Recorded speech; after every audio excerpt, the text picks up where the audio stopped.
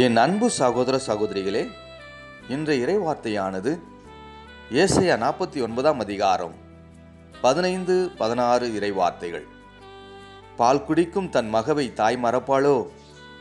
கருத்தாங்கியவள் தன் பிள்ளை மீது இரக்கம் காட்டாதிருப்பாளோ?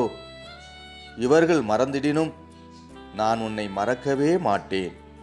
இதோ என் உள்ளங்கைகளில் உன்னை நான் பொறித்து வைத்துள்ளேன். ஆமேன்.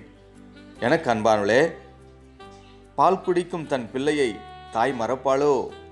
கருத்தாங்கியவள் தன் பிள்ளை மீது இரக்கம் காட்டாதிருப்பாளோ?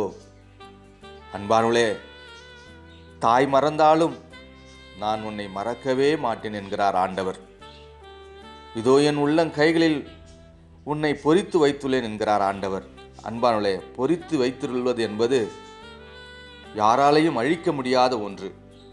அப்படியாய் ஆண்டவர் நம்மை அவருடைய உள்ளங்கைகளில் பொறித்து வைத்துள்ளார்.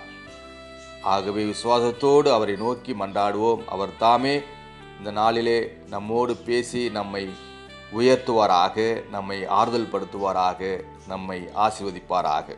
ஜெபிப்போம். எங்கள் அன்பின் பரலோக தந்தை இறைவா, உம்மை நன்றி நிறைந்த உள்ளத்தோடு போற்றுகிறோம், புகழ்கிறோம். இன்றைய இறைவார்த்தைக்காய் நாங்கள் உமக்கு நன்றி செலுத்துகிறோம்.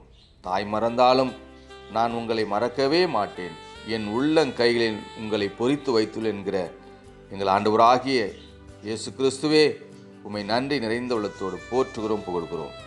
துதி கன மகிமை உமக்கு செலுத்துகிறோம். எங்கள் ஆண்டவராகிய இயேசு கிறிஸ்துவின் வேண்டிக் கொள்கிறோம் நல்ல பிதாவே.